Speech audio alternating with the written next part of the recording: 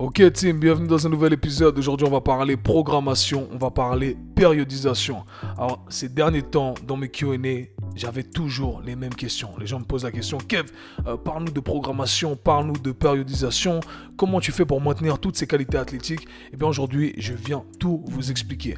Alors bien entendu, je viens vous donner uniquement la surface parce que c'est très complexe, il y a plusieurs couches à étudier. Je vais le faire avec tous les participants du programme Mentorship. On analysera la science derrière tout ça, on comprendra exactement pourquoi on fait ce qu'on fait. Mais je vais essayer quand même de partager quelques concepts ici avec vous, comme ça vous aurez de quoi, vous aurez quelques outils à utiliser bien entendu. Alors, je vais me prendre moi comme exemple mes entraînements, c'est-à-dire que je connais mon corps, je connais mes limitations, je sais ce que je dois faire, je sais ce que je ne dois pas faire. Et ça, c'est très important à prendre en considération. Donc, la première chose que je tiens à dire, c'est ne cherchez pas à copier exactement mon entraînement, cherchez plutôt à comprendre les concepts derrière, d'accord? Comme ça, vous pourrez les appliquer et vous pourrez ajuster votre entraînement lorsque vous allez à la salle de sport. Et c'est marrant parce que la dernière fois, j'ai vu un truc sur Instagram, quelqu'un qui a posté une story en disant « Ah, je vais à la salle de sport, je sais pas quoi faire, mais heureusement qu'il y a YouTube. » Et en gros, il disait ça dans le sens « Je vais regarder juste ce qu'un fitfluencer fait et je vais refaire le même entraînement. » Et ça, c'est la plus grosse erreur que vous puissiez faire parce que malheureusement, il y a plein de mauvaises informations, il y a plein de trucs bidons sur le net et vous allez vous retrouver à faire des trucs qui ne vous correspondent pas ou qui ne servent absolument à rien. Enfin, bref.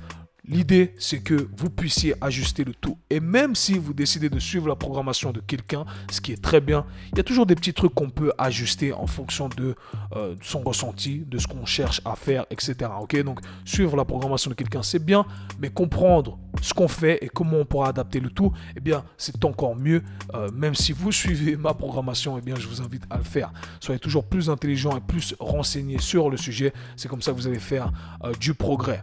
Alors, moi, ce que j'aime bien faire quand je m'entraîne, c'est utiliser un split upper, lower, upper body, lower body. Donc, je partage le haut du corps et le bas du corps. Si j'ai la possibilité, eh bien, je m'entraîne 4 fois dans la semaine, 4 entraînements de renforcement, d'accord, musculaire.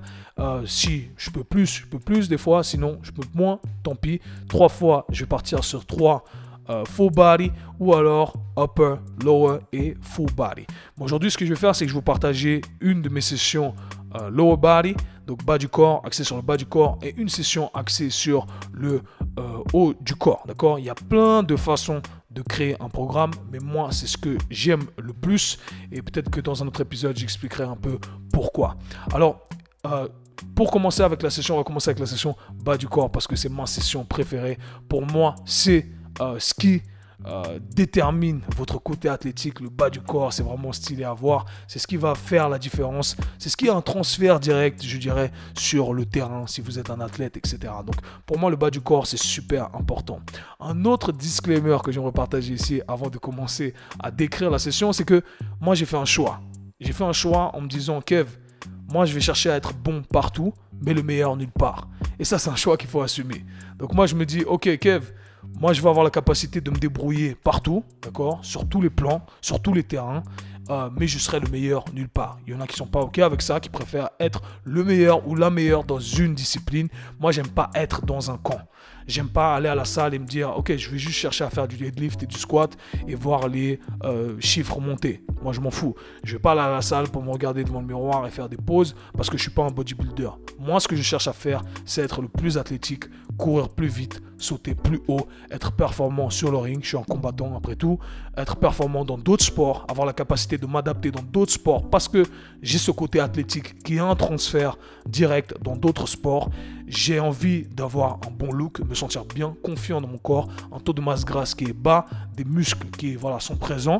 Et j'aimerais avoir un corps en bonne santé, des articulations qui fonctionnent bien, d'accord, et qui me permettent de faire des trucs cool pour Instagram, les grands écarts, etc. C'est pas obligé, mais encore une fois, c'est bien d'avoir la capacité de développer tout ça, ok?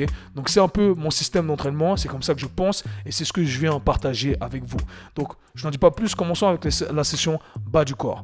Pour la session bas du corps et pour toutes les sessions, il faut garder en tête la chose suivante.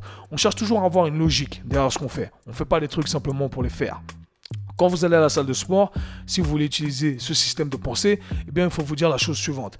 J'aimerais mettre en tout premier, d'accord, on va créer une hiérarchie dans notre entraînement.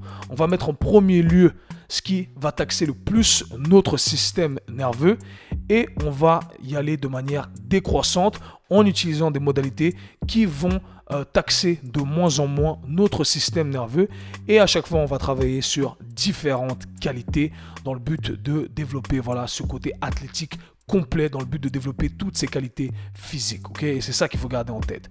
Donc, quand je commence ma session bas du corps, je vais commencer avec ma routine articulaire. J'ai fait un podcast sur l'échauffement. Je vous invite à l'écouter, comme ça je ne m'attarde pas dessus. Je fais mon échauffement. Ensuite, à la fin de mon échauffement, c'est là où je vais introduire quelques drills, quelques gammes athlétiques. Je vais travailler plutôt sur le côté vitesse. Je ne vais pas utiliser de poids. Je vais chercher à bouger le plus rapidement possible.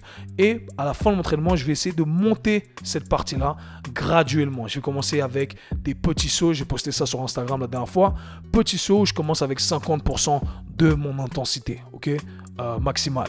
Puis, au fur et à mesure, quand je change de drill, je monte en intensité 60%, 70%, 70%, 80%, jusqu'à arriver à environ 85, 90%, ok, 90% de notre intensité maximale. Comme ça, je suis bien chaud. J'ai travaillé sur ce côté vitesse. J'ai cherché à bouger vite. J'ai boosté mon système nerveux. Là, mon système nerveux, il est super chaud. Il est prêt à commencer la deuxième partie, ok, ou la partie principale. On va dire que c'est la première partie, la partie principale. Cette partie-là, on l'a intégrée dans l'échauffement de manière stratégique pour pouvoir développer ce côté vitesse, ok, qui va nous permettre de booster donc notre système nerveux par la même occasion.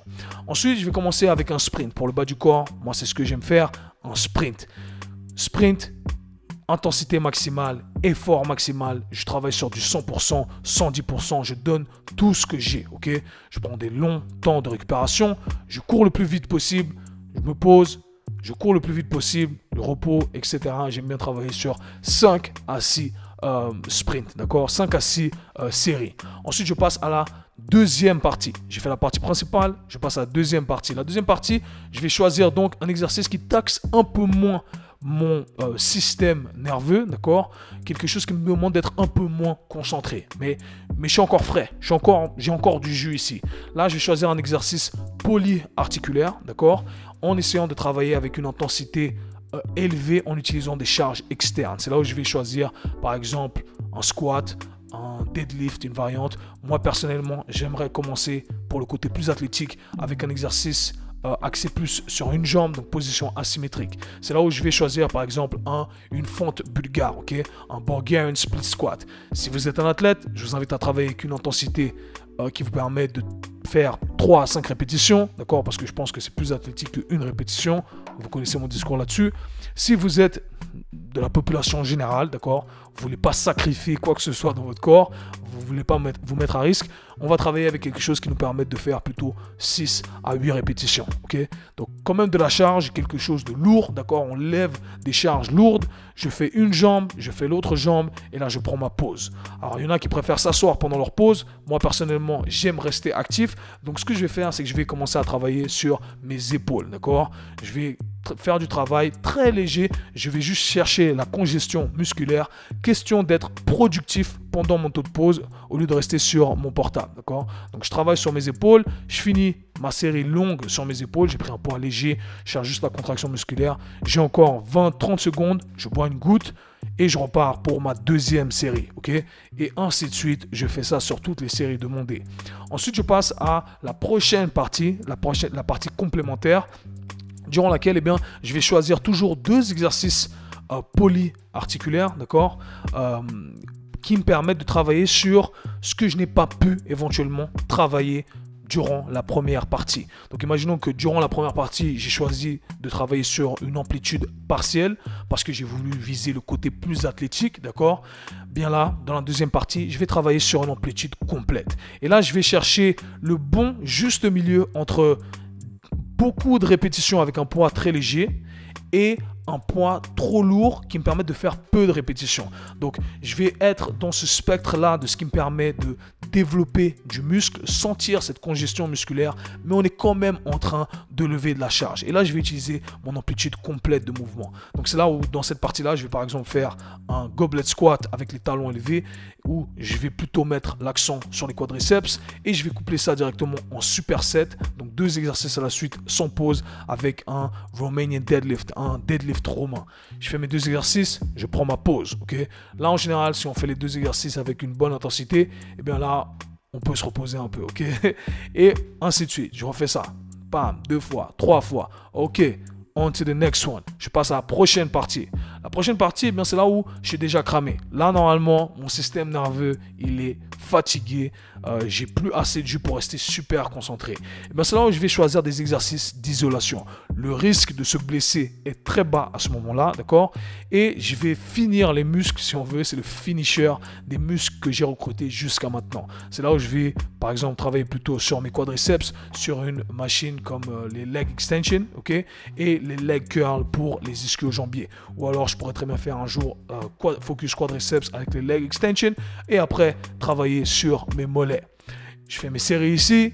Je vais faire un maximum que ça brûle, que j'arrive, voilà, j'ai tout donné. Ensuite, je passe à la dernière partie, si le temps me le permet. C'est là où je vais travailler, par exemple, sur mes abdos, d'accord, sur une amplitude complète. Ma sangle abdominale a déjà été très challengée pendant tout l'entraînement. Mais encore une fois, là, on va travailler sur des amplitudes, des angles qu'on n'a pas forcément utilisés pendant les exercices où notre tronc reste statique. Ou alors, je vais faire un exercice de mobilité. C'est là où je vais me mettre dans une position de stretch, d'accord? Faire mes exercices de mobilité comme finisher. Même si mon système nerveux est très cramé, eh bien, c'est toujours l'occasion de rentrer ça dans votre programme, ok? Donc ça serait ma session bas du corps. J'ai développé plein de qualités athlétiques. J'ai construit du muscle. Je suis bien. Et c'est pas un leg day où je sors et j'arrive plus à marcher. Non.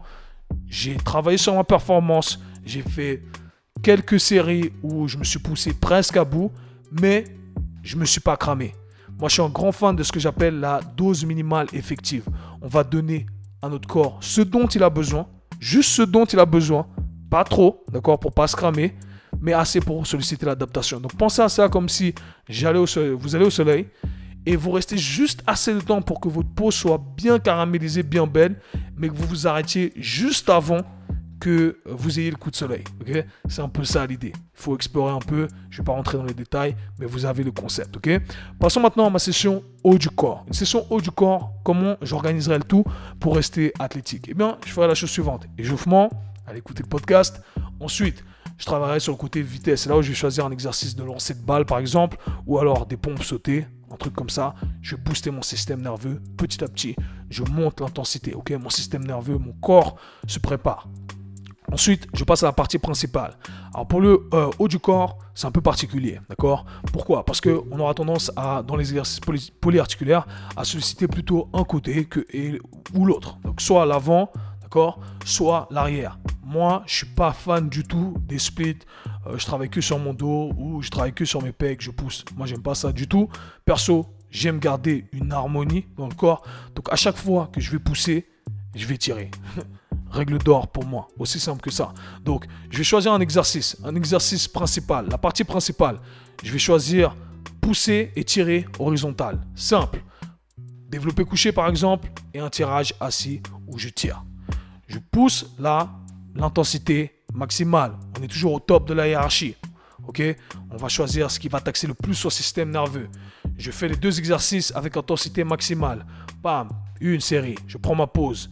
Pendant ma pause, éventuellement, je peux travailler un peu sur du travail accessoire, d'accord, bas du corps, mollets, ce que vous voulez, exercice de mobilité par exemple. Mais encore une fois, on ne veut pas trop se cramer parce que c'est assez intense quand on pousse et on tire directement 2 exercices à la suite comme ça, ça nous flingue pas mal, ok? Donc je fais mes 2 exercices là. Ensuite, je fais toutes mes séries, je passe à la deuxième partie. Et c'est là où la deuxième partie, où je vois plein de gens faire des erreurs à vouloir toujours mettre le même stress sur les mêmes tissus, de la même façon, les mêmes angles. Non, je vais complètement changer d'angle. C'est-à-dire que si j'ai fait un poussé-tiré horizontal, eh bien là, je vais faire un poussé-tiré vertical. Et là, pareil, je vais choisir par exemple un développé militaire. Moi, personnellement, j'aime bien les exercices de gymnastique. Donc, je vais faire un pike push-up, exercice de poirier contre le mur où on descend en pompe, les handstand push-ups, ok, Ensuite, je vais coupler ça avec une traction, d'accord? Ça pourrait être un press, un kettlebell press à un bras, ensuite un tirage, ok? Aussi simple que ça. J'ai posté une session haut du corps la dernière fois sur mon Insta, donc je vous invite à aller checker ça, ça va vous donner de l'inspi. J'ai fait cette partie-là, ok? Haut du corps, pousser, tirer, pardon, ok? Ensuite, je passe à la dernière partie, à la partie complémentaire, où je vais commencer à travailler sur mes exercices en isolation, parce que déjà à ce moment-là, je suis cramé, ok? Je suis fatigué. J'ai déjà fait plein de trucs, complètement fatigué. Biceps, triceps. Pour finir la session, je vais chercher la congestion musculaire, le bon pump, ok? On se sent bien, d'accord? Et là, on est au top, ok? On a fait toute cette partie. Très important. Dans la deuxième partie, ce que je vais faire, c'est que quand je fais mes tractions, d'accord, et mon poussé tiré vertical, en gros, je vais chercher à diminuer l'intensité. Donc, je ne vais pas travailler avec la même intensité que durant la première partie. Là, je vais me retrouver dans la même rangée, ce que je disais auparavant, ce bon spectre entre lever lourd, d'accord, et faire peu de répétitions, et lever très léger, des poids très légers, et faire beaucoup de répétitions, juste entre deux, ok? Ensuite, j'ai fini tout ça, biceps, triceps, dernière partie, abdos par exemple, ou alors exercice de mobilité. Et bam, ça c'est un exemple de session haut du corps. Donc vous avez le bas du corps, le haut du corps. On a travaillé sur toutes les qualités athlétiques. Alors bien entendu, il y a plein de détails que je ne vous donne pas ici. Il y a plein de trucs parce que ça serait très long, ça sera un podcast de 3 heures, d'accord? Et voilà, mais pour vous dire qu'il y a toute une science derrière, si vous vous organisez de manière logique, eh bien, vous allez faire énormément de progrès et vous pouvez tout avoir. J'en suis la preuve. Les gens qui travaillent avec moi en sont la preuve également. On peut tout avoir. Il suffit juste d'organiser le tout de manière cohérente. Ok? Donc, si vous voulez en apprendre plus, bien entendu, je vous conseille le programme Mentorship ou de travailler avec moi ou un de mes coachs ou futurs coachs du programme Mentorat. Donc, voilà, c'était un plaisir de partager tout ça avec vous. Si vous avez aimé tout ça, likez, partagez et nous on se parle très bientôt. Peace.